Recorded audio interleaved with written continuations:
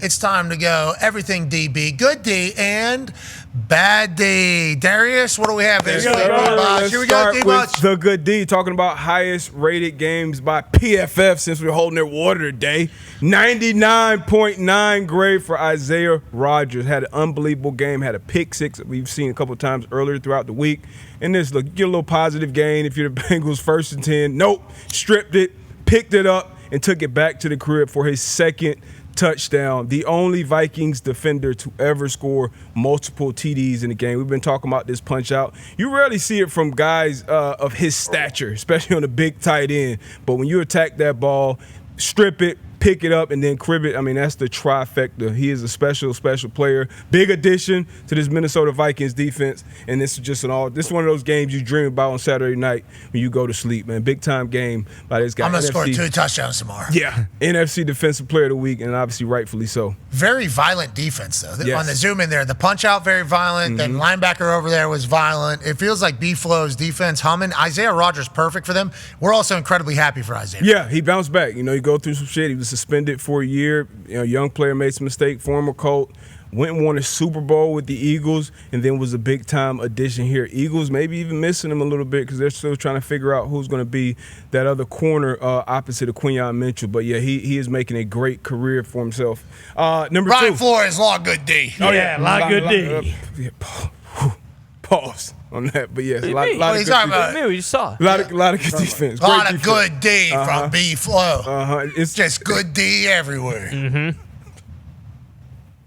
Isn't it? Oh, yeah. Get you some of this good D. Over here there's good D. D-butt. Over there's a Get good some D. D-butt. Everywhere is good D. That is what it is. good coach, good ball coach. B-Flow's good D coach. Great ball He coach. is. He'll coach you up on that D. Yeah. Great You ball got coach. average D, he'll make it good D. That's what he did when he went to the Vikings. Without a doubt. That's why Kevin O'Connell was like, KOC's like, I need that good D. Let me bring in Brian Flores. Yeah, he knew. No, that's what he said. KOC, when he was on the program, he said, when I become a head coach, the only D I need is Brian Flores' D in order for this team to kind of make it over the hump. And we will say Brian Flores' D has been perfect for KOC, and it's been sweet to see with that good old D over there with the Vikings, you know, and that's something that we all skull. Skull. Skull about. It's hard not to. And then they blow that horn. Yeah. Kind of blow your lid out there. Everybody skulls. Yeah, here's You know, a lot yeah. of We're down with the good D there. Is this more good D here? This is a great defense. Whenever Whoa. you pitch a shutout in the National Football League, I don't care who you're playing against. It's tough to do, especially against a divisional opponent. Michael Penix Jr. had a very, very tough outing against his Panthers defense. Does he suck? It's too early to say. Zach Robinson, they made some changes. They fired their wide receiver coach. That should fix everything, right? That should fix everything. Wasn't he telling Penix, like, hey, dude, throw this ball here? You know what? It's probably something that happened in the locker room for sure when something like that happens. But Smith Wade, I believe, Smith Wade in the slot here. You'll see him in cover. Now, actually, this didn't start.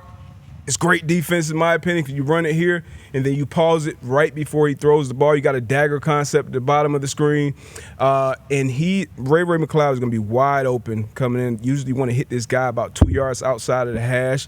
He doesn't see him. Instead, he tries to go to the check down to the flat late, which you can never do in the NFL. Kenny Moore had a very similar pick six to start off the game against the Titans. Well, actually, run it back a little bit. Start off the game against the Titans. So right here, maybe this is what fooled him. And we talk about it all the time with quarterback development, showing him something pre-snap and then rotating to something different post-snap. So right now it looks like split safety, so possibly cover two, maybe some quarters, and then you rotate to a single high post-snap. So maybe he expected something differently pre-snap, rotated post-snap, didn't hit his read, tried to go to a check down, and paid dearly going to the flat late. I have a question. So he put that person in motion. They put old buddy in motion. Stud. What's his name? Kyle Pitts. Kyle Pitts. They put Kyle Pitts in motion. It's not man, it's zone. Yep. Okay, that's a reason indicator. why that's a teller, indicator or whatever, because nobody's following. Yep. So whenever he takes a snap here, should his first look be to how many safeties are back there because he knows it's a zone? Is that his first look if you're a quarterback? Absolutely. So as soon as Always got to see that. he potentially should see that this is one right here. Yeah, Very quickly. you're going to see middle close, middle open. That's one of the first things you're looking at because that changes the pass concept a lot of times for the wide receivers and the DBs. But wide open and dagger, you run dagger against damn near any coverage. You know, cover two, cover four, cover three. His he's looking that way. I don't understand why he doesn't go kind of from the high to the low. That's how we're taught to defend routes. And he did a great job in the flat, being patient and then breaking. We always talk about breaking on like indicators, breaking when the quarterback is ready to pass the ball, breaking the egg, some people call it, take their hand off the ball. It's an Aki-looking throw left side, but great job anticipating, seeing it, and then breaking and making him pay, taking it to the crib. There wasn't a bunch of pressure there either. No. It's not like he needed It was a head scratcher. Yeah. He's young. He's young. Let the boy develop, okay? Like Arch Manning down there in Texas. And DJ Lagway over there in Florida. Yep. Let's let these guys develop, okay? We don't need these short leashes all the time. With that being said, there's a $180 million quarterback. Yeah, that's right. In backup. Yeah. Raheem Morris put that down pretty quick. Yeah, Kirk lost his job. Yeah. We're nowhere near that. Next question. He did have a bad game. That's going to happen. Terrible game. Terrible game. No good. Downright.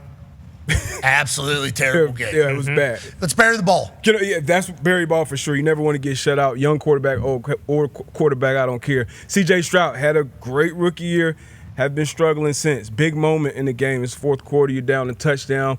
In good field position right here. This was a great, once again, pre-snap disguise because right now this looks like man-to-man coverage. It's Jordan Lewis, one of the better slot corners in the league. Paid him some good money coming over from the Cowboys. And watch how he fooled. Like, when I saw this live on TV, I'm like, what the hell is C.J. Stroud doing? I'm thinking it's just a flat defender that was there the whole time. He thought he had the 7 route was wide open, trying to sell it over the other man-to-man defender who would be on Dalton Schultz in the flat. Nope. Baited him, had the vision, saw him go out wide, baited him into that throw, and it's still a terrible pick, on film, but you got to feel that. You got to see that if you're a quarterback. But once again, showing a quarterback a picture pre-snap and then showing him something different post-snap is something you got to adjust and deal with. He baited butter. Butter. Yeah, he baited butter here. And Jacksonville got a team. Leading the league right now in interceptions.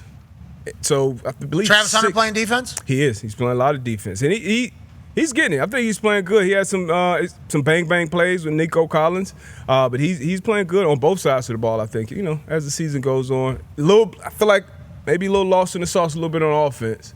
Right now, it's a lot he's got to figure out. A lot on his plate. I wonder if they go a little more. Hey, just play this side of the ball for the next few weeks. Which would that be? Dialed in.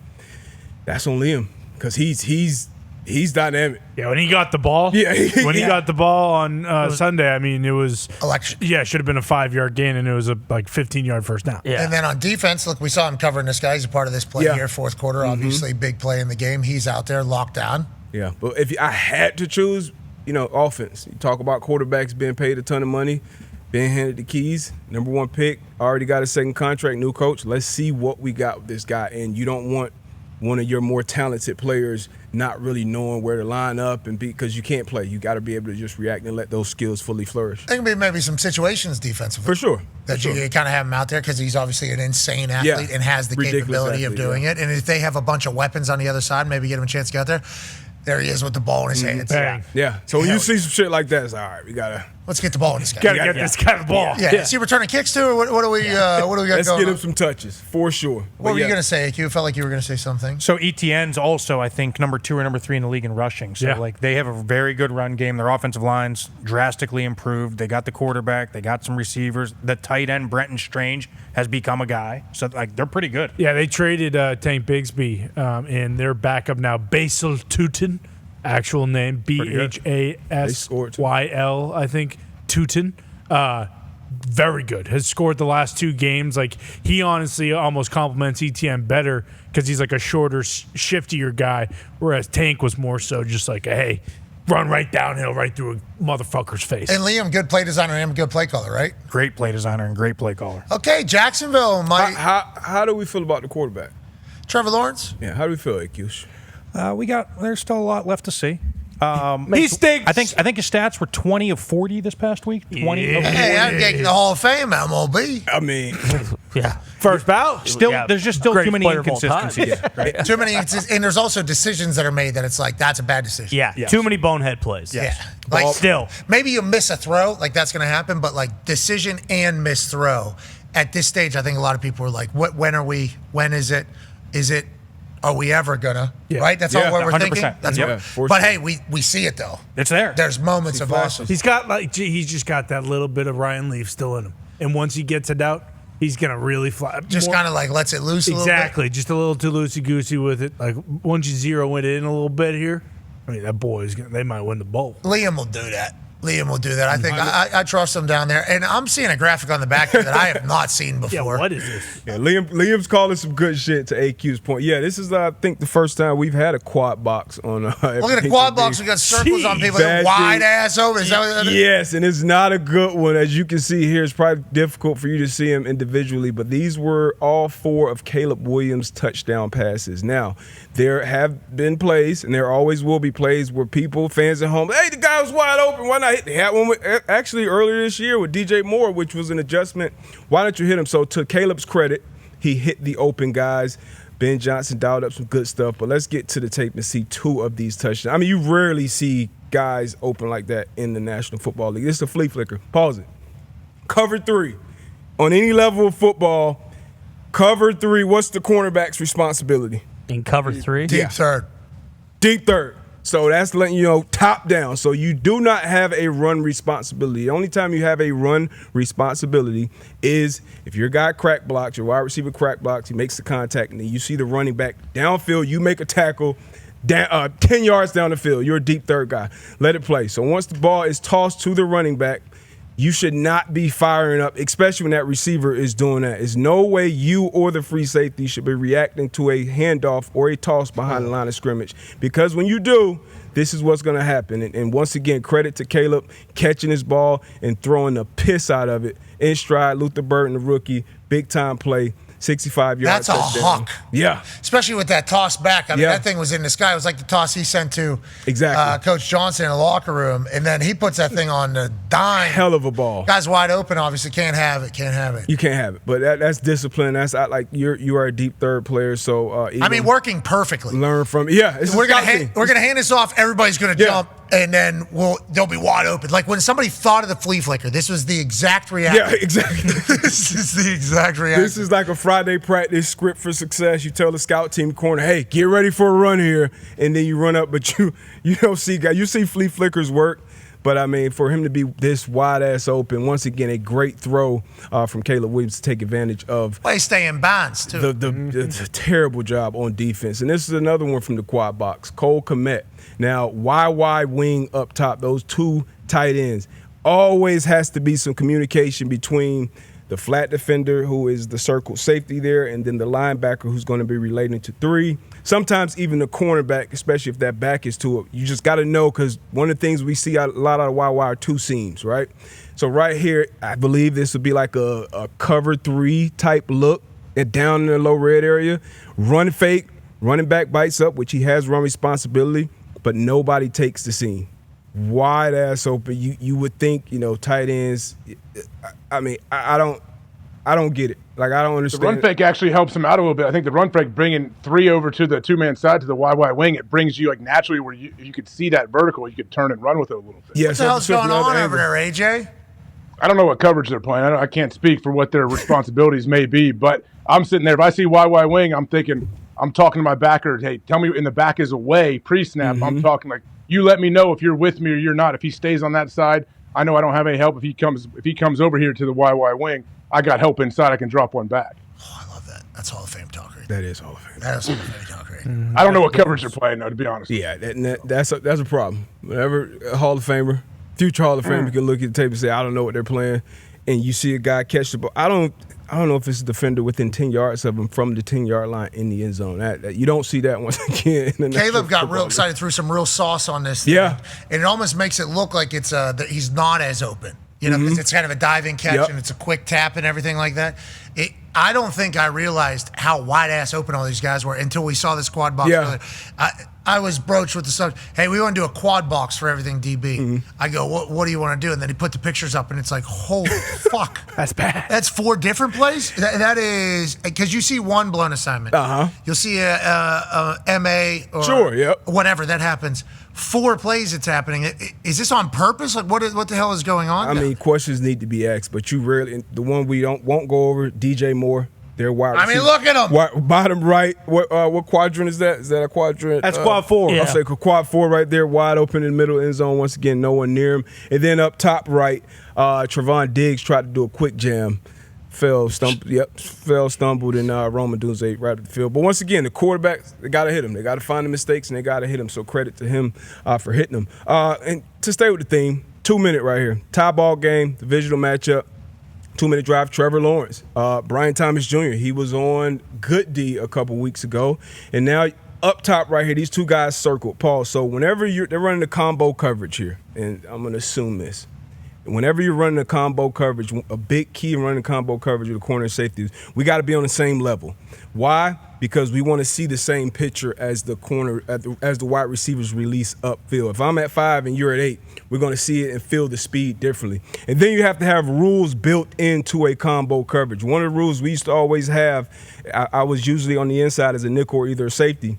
If anybody hesitates as the inside defender, if they come off slowly, I'm going to take that guy. I'm going to grab it just to clear it up because offenses do that intentionally to create confusion. So if you have that rule built in, that kind of will eliminate that confusion. So this is CJ, GJ, and Kamari Lassiter up there. So to me, if you run it back to the very beginning and hit play again, it looks like to me number 2 hesitates. Like it's not a full speed release. So he kind of hesitates them. So I would grab that. That's what CJ, GJ did. But the communication is key. We got to be on the same page. I can't be right and you be wrong or vice versa. So Kamari, I think he expects to grab that out route, and if it plays out perfectly, if you saw 5 seconds ahead of time, it will play out perfectly into a combine. I take the inside route, you take the outside route. Because of that hesitation, it fucks up who takes who, and then you got Brian Thomas Jr. making a huge play in a 2-minute drive. He needed it for the confidence. Trevor Lawrence needs it, and obviously the Jaguars need it, and it helped them win this game. But big-time miscommunication, I think, it's not just something that happens on Sunday. This is walkthroughs, this is practice, this is meetings, because every week you're going to get stacks, bunches, and motions, and especially when you put it on film like this, you're going to have to deal with it week in and week out. Fourth quarter, 2 minutes, Trevor Lawrence throws the seed. Mm-hmm. All the questions that were at AQ, that's for you. Obviously, the Houston Texans have a lot of questions right now. Yep. CJ, GJ no longer with the team. Yeah, and who knows what all went into it, and then right here at the end of the play, they didn't show it. But at the end of the play, palms up. Kamari Lassiter kind of goes and looks back immediately as soon as she pushes him out of bounds. And it was like, it's not on the replay, but he gives him one of these, like looking at, obviously, the safety, like, hey, what the hell is going on? Now, in the DB room, that might have been a fine because, hey, you don't put each other on blast, but you're in a tough spot because everybody that's watching film, Kamari Lassiter, man, you can't keep up with the guys running, cover the dude. So it's a tough spot to be in, but communication leading up to these plays, you never know when they're going to show up. Stacks, bunches. Great release, but you mentioned that, like that delay release when they stack behind each other. That makes it so tough when you're at that combo coverage. You're right. Like you see GJ, he knows he's jumping down trying to clamp that underneath guy. But yeah, look how it hesitated. Oh, boom! I'll take you out of here. Yeah, man. That's good play design. Yeah, because they just come out and run those routes, same speed. It'll fit perfect. In theory, we both have leverage. I take the out, you take the in. But when they come out and run it with that little sauce, a little hesitation on it, fucks everything up. Hey, that's good shit. Everything D, B, good D, bad D.